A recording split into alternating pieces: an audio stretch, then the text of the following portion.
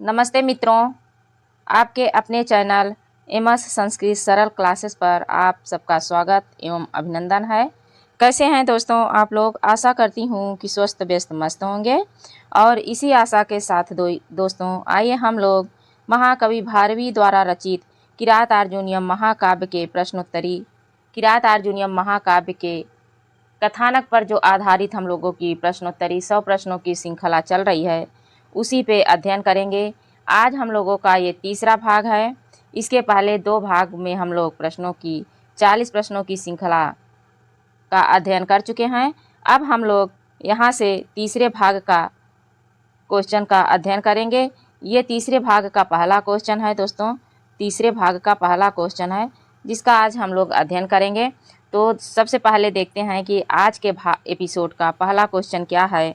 तो ये है, अहो दुरंता बलवद्धिरोधिता इति सुक्ति वाक्यम कस्य मनः स्थिति वर्णयति।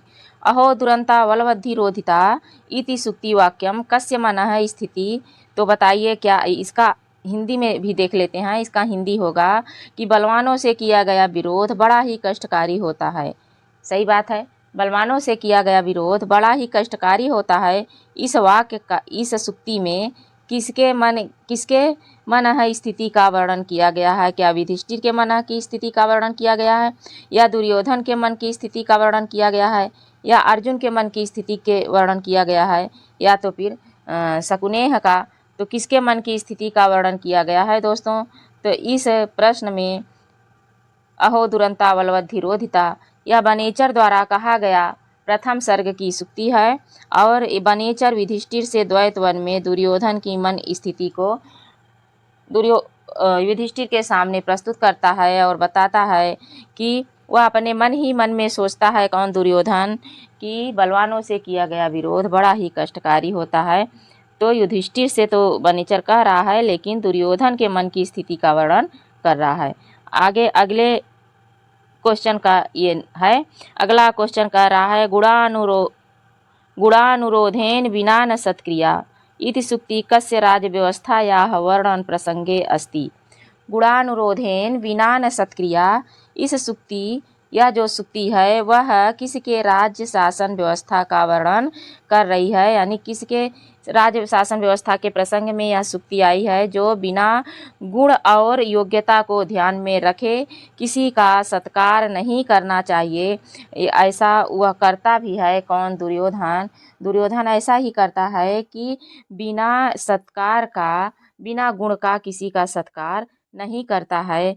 क्या युधिष्ठिरस्य का, यानी किसके राज व्यवस्था का वर्णन है? क्या युधिष्ठिर के राज व्यवस्था का वर्णन है दोस्तों, या दुर्योधन के राज व्यवस्था का वर्णन है, या इंद्र के राज व्यवस्था का वर्णन है, या शिव के राज व्यवस्था का वर्णन है? तो यहाँ शिव के राज व्यवस्था का कोई बात ही नहीं है, इंद्र की राज व्यवस्था का कोई बात ही नहीं है। लेकिन युधिष्ठिर की राज व्यवस्था कहाँ से होगी? क्योंकि उस समय तो युधिष्ठिर 5 पांडवों के साथ और द्रौपदी के साथ द्वैत वन में निवास कर रहे थे। और प्रथम सर्ग में युधिष्ठिर ने ही तो बनेचर को नियुक्त किया था किसके? दुर्योधन की राज व्यवस्था को जानने के लिए। तो यहाँ सबसे पहले हो जाएगा कि दुर्योधन, किसके? दुर्योधन के शासन व्यवस्था का वर्णन हो जाएगा। बी ऑप्शन सही है, दुर्योधन के राज्य व्यवस्था का वर्णन किया गया है, यानी दुर्योधन ही ऐसा व्यक्ति है जो बिना गुण के ही किसी का सत्कार नहीं करता। अगला क्वेश्चन, तीसरा क्वेश्चन है दोस्तों, चलितेंधो अग्नियः, यानी इसका अर्थ सुक्ति कस्य उद्धोधना, यानी किसे और भड़काने के लिए कहा गया है? द्रौपदी के द्वारा किसे और भड़काने के लिए कहा गया है? तो यह ऑप्शन है कि, एक मिनट, यहाँ पे ऑप्शन है कि अर्जुन से अर्जुन का है, या भीम से भीम को उकसाने के लिए कहा गया है, या युधिष्ठिर से युधिष्ठिर को उकसाने के लिए, या नकुल से किसको उकसाने के लिए कहा गया है? तो सबसे पहले इसका देखते हैं कि ज्वलति चलिते अंधो अग्नि, यानी यह जो होता है जलती हुई अग्नि को कुरोदने पर या उसको और ज़्यादा उठाने पर अधिक ही भड़कती है। और उसी तरह सांप को छेड़ने पर सांप जो होता है वह फन फैलाकर खड़ा ही हो जाता है। उसी प्रकार जो श्रेष्ठ स्वाभिमानी व्यक्ति होते हैं वह विपरीत परिस्थितियों या चुनौती मिलने पर अपनी वास्तविक शक्ति की प्रतिभा का परिचय दे ही देते हैं, यानी विपत्ति या फिर चुनौती महान व्यक्तियों की वास्तविक क्षमता को प्रकट ही कर देती है। यह सूक्ति वही कह रही है। तो यह किसके बारे में कहा गया है और किसकी अग्नि को भड़काने के लिए, किसके क्रोध को भड़काने का कार्य द्रौपदी कर रही थी? तो वो सी ऑप्शन सही हो जाएगा। वो कर रही थी युधिष्ठिर से, यानी युधिष्ठिर के क्रोध को भड़काने का काम द्रौपदी कर रही थी। अगला हमारा जो क्वेश्चन है वह है कि अगला क्वेश्चन है दोस्तों कि संस्कृत साहित्ये त्रयः प्रमुखा महाकाव्या बृहत्तरी इति नाम्ना सिद्ध तत्र प्रथमः ग्रंथः कः? यानी संस्कृत साहित्य में 3 प्रमुख काव्य जो हैं, संस्कृत साहित्य के 3 प्रमुख काव्यों में बृहत्तरी इस नाम से प्रसिद्ध यहाँ प्रथम ग्रंथ कौन सा है? यानी बृहत्तरी के अंतर्गत, जैसे कि हम लोग देखे हैं कि बृहत्तरी के अंतर्गत 3 महाकाव्य आते हैं। एक शिशुपाल वधम भी आता है, नैषधि चरितम भी आता है, किरातार्जुनीयम भी आता है, लेकिन ये रघुवंश नहीं आता। रघुवंश जो है महाकवि कालिदास का लघुत्रयी के अंतर्गत आता है और शिशुपाल के जो लेखक हैं वो हैं महाकवि माघ। ये माघ के द्वारा लिखा गया है दोस्तों। और ये जो है नैषधि चरित श्री हर्ष के द्वारा लिखा गया है। किसके? हर्ष के द्वारा लिखा गया है। किरातार्जुनीयम भारवी के द्वारा लिखा गया है। तो यही ही प्रथम जो है प्रथम महाकाव्य है बृहत्तरी का। शिशुपाल वधम ये दूसरा काव्य है और ये तीसरा काव्य है नैषधीय चरितम जो है दूसरा काव्य है। तो ये इसका सही उत्तर हो जाएगा कि किरातार्जुनीयम। क्या?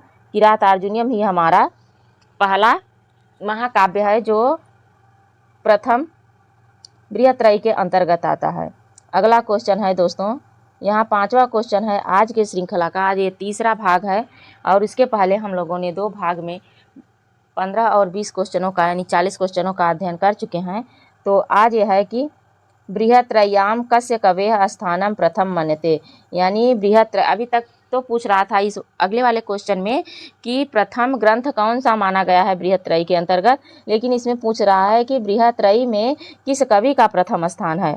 किस कवि का प्रथम स्थान है दोस्तों? तो ये क्या माघ का है या श्रीहर्ष का है कि भारवी का है या कालिदास का? कालिदास का लघुत्रयी के अंतर्गत आता है। किसमें?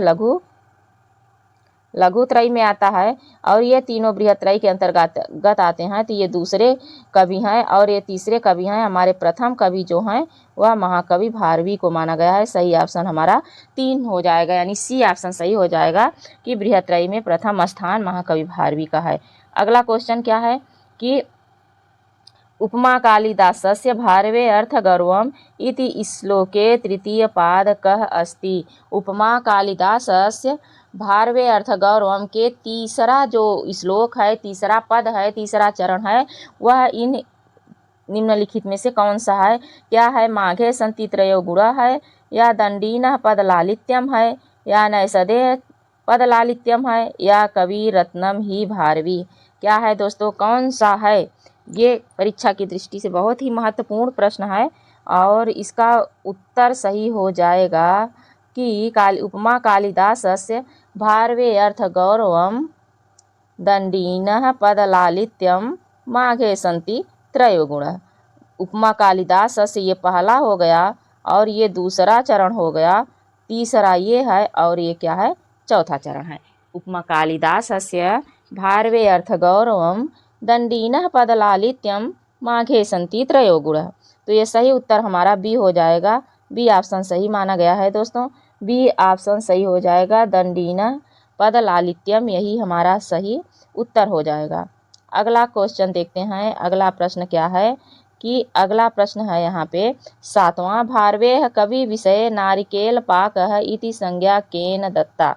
यानी कि भारवी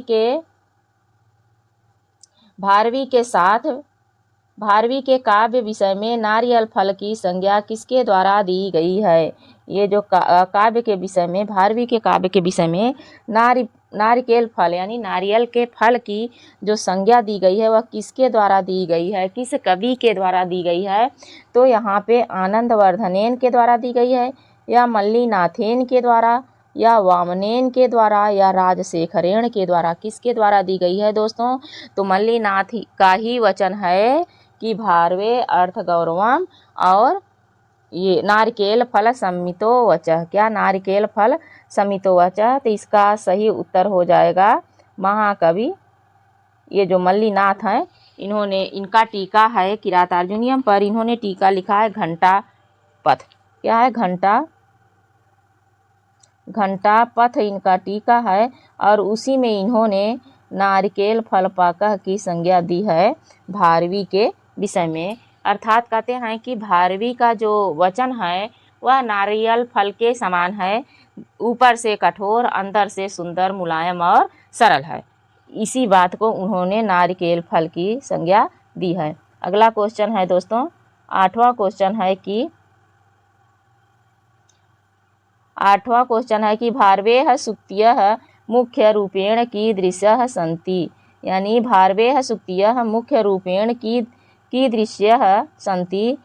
भारवी की जो सूक्ति है मुख्य रूप से कैसी है, केवल श्रृंगार वाक्य है या सूक्ति उपदेशात्मक, राजनीति प्रधानश्च है, करुणा प्रधानश्च है, निरर्थका है, कैसी है भारवी की सूक्ति कैसी है। तो इसमें सही उत्तर हो जाएगा कि भारवी की जो सूक्ति है वह सूक्ताः उपदेशात्मिकाः राजनीति प्रधानश्च है। यह जो सूक्ति है वह राजनीति प्रधान है। करुण प्रधान किसकी है, तो यह भवभूति की सूक्ति है। किसकी, भवभूति की सूक्ति है दोस्तों, जो करुण प्रधान है। और सही उत्तर हो जाएगा हमारा बी ऑप्शन सही हो जाएगा कि भारवी की जो सूक्ति है वह उपदेशात्मकाः राजनीति प्रधानश्च है। अगला क्वेश्चन 9वां नंबर क्वेश्चन क्या कह रहा है कि श्रियः कुरूणामधिपस्य पालिनीम् इति श्लोकांशः कस्य ग्रंथस्य मंगलाचरण प्रसंगे दृश्यते।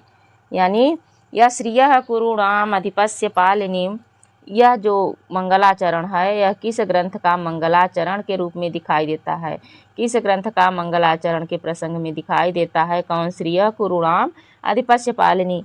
तो क्या ये किरातार्जुनीयम का है या कुमार संभवे का है या मालविकाग्निमित्रे का है या मेघदूते का है। तो किरातार्जुनीयम जो ग्रंथ है उसका जो मंगलाचरण है वह वस्तु निर्देशात्मक है। कैसा है, वस्तु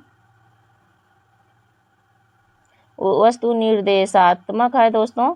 और श्रिय पद से इसका आरंभ होता है और यह महाकवि के किरातार्जुनीयम ग्रंथ से है। मेघदूत का भी वस्तु निर्देशात्मक मंगलाचरण है जो कालिदास द्वारा रचा गया है और यह कश्चित कांता विरह गुरुणा शब्द से शुरू होता है। तो दोनों में ही जो है वह क्या है कि वस्तु निर्देशात्मक मंगलाचरण है। कुमार संभवे का मंगलाचरण और मालविकाग्नि का मंगलाचरण, इसे भी देख लीजिए क्योंकि क्वेश्चन प्रश्न में कहीं से भी क्वेश्चन पूछ सकता है आयोग। अब की बार की परीक्षा में ऐसा देखा भी गया है। हालांकि प्रश्न बहुत सरल थे लेकिन फिर भी थे ही। अगला हमारा 10 नंबर क्वेश्चन है दोस्तों कि भारवेः एकमात्र महाकाव्य से नाम किम। भारवी का एकमात्र महाकाव्य कौन सा है, कौन सा है दोस्तों, भारवी का एकमात्र ग्रंथ किसे माना गया है। तो अभी तक हम लोग पढ़ते ही आए हैं कि भारवी का जो एकमात्र ग्रंथ है वह किरात अर्जुनीयम ही है। किसकी, किरात अर्जुनीयम है दोस्तों, यह भारवी का एकमात्र ग्रंथ है। शिशुपाल वधम एकमात्र ग्रंथ है किसका, माघ का ही एक माघ का इनकी ही एक ही रचना है। किरातार्जुनीयम भारवी का यह सही उत्तर हो जाएगा। भट्टी काव्य किसका है, तो भट्टी काव्य भट्टी का है। किसका, भट्टी का ही है दोस्तों। जो भट्टी काव्य है वह भट्टी जो हमारे लेखक हैं उनका ही है।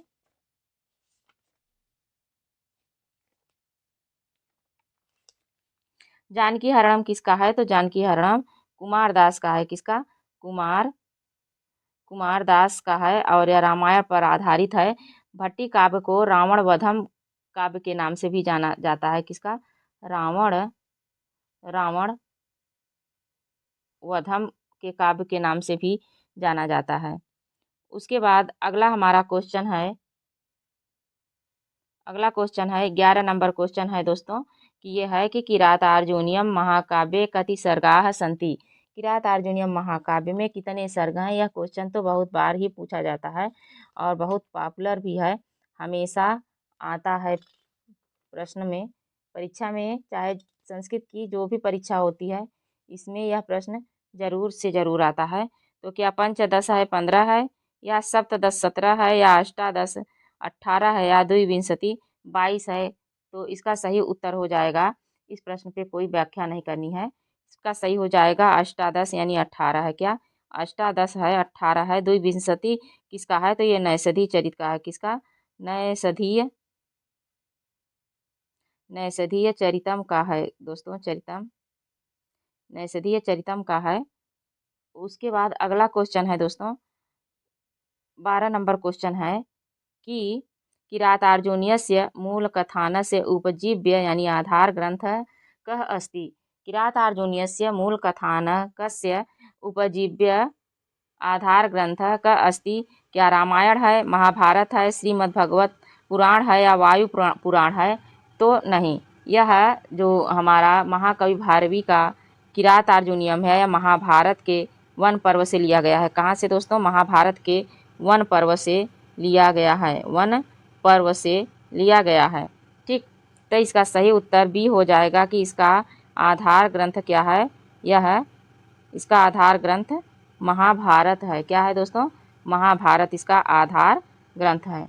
अगला क्वेश्चन है 13 नंबर क्वेश्चन है दोस्तों कि किरातार्जुनीयस्य कथा महाभारतस्य कस्मात् पर्वणः गृहात् अस्ति। अभी हमने देखा, क्या यह आदि पर्व से है, यानी महाभारत का किरातार्जुनीयम जो कथा वह किस पर्व से, महाभारत के किस पर्व से है, आदि पर्व से है या सभा पर्व से या वन पर्व से या भीष्म पर्व से, किस पर्व से है, तो यह किरातार्जुनीयम के अभी हम लोगों ने देखा कि वन पर्व से है। किससे, वन पर्व से है, वन पर्व से है दोस्तों इसका। और आदि पर्व से क्या है, अभिज्ञान शाकुंतलम,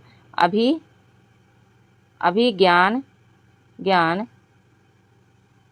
शाकुंतलम जो ग्रंथ है वह आदि पर्व से लिया गया है। सभा पर्व से क्या लिया गया है, सभा पर्व से शिशुपाल वधम लिया गया है दोस्तों। वन पर्व से किरातार्जुनीयम लिया गया है। भीष्म पर्व से लिया गया है श्रीमद् भगवत गीता, श्रीमद् भगवत गीता ली गई है क्या, भीष्म पर्व से। तो किरातार्जुनीयम जो है वह वन पर्व से, इसका सही उत्तर हो जाएगा। अगला 13 नंबर क्वेश्चन है दोस्तों। 14 नंबर क्वेश्चन है किरातार्जुनीयम महाकाव्य नायक कः अस्ति। किरातार्जुनीयम काव्य के नायक कौन है, क्या युधिष्ठिर हैं, भीम हैं, अर्जुन है या तो फिर श्री कृष्ण हैं। तो सबको पता है कि किरातार्जुनीयम काव्य का जो नायक है वह कौन से हैं, अर्जुन हैं और यह धीरोदात्त कोटि के नायक हैं। क्या है, धीरोदात्त कोटि के नायक हैं दोस्तों।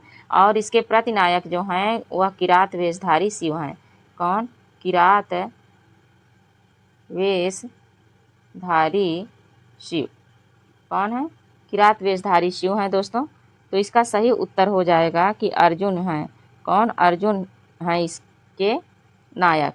अगला क्वेश्चन है और आज का लास्ट क्वेश्चन है कि यह किरातार्जुनीयस्य नायकः अर्जुनः कीदृशः नायकः अस्ति। यानी किरातार्जुनीयम लेख महाकाव्य के जो नायक हैं वह कैसे हैं। अभी हम लोगों ने देखा, या धीर ललित हैं, धीरोदात्त हैं या धीरोधत्त हैं या धीर प्रशांत हैं, कैसे हैं, तो नहीं, यह धीरोदात्त कोटि के नायक हैं। कौन, अर्जुन धीरोदात्त हैं। धीर ललित दोस्तों उदयन को माना जाता है, उदयन जो हैं वह धीर ललित कोटि के नायक हैं।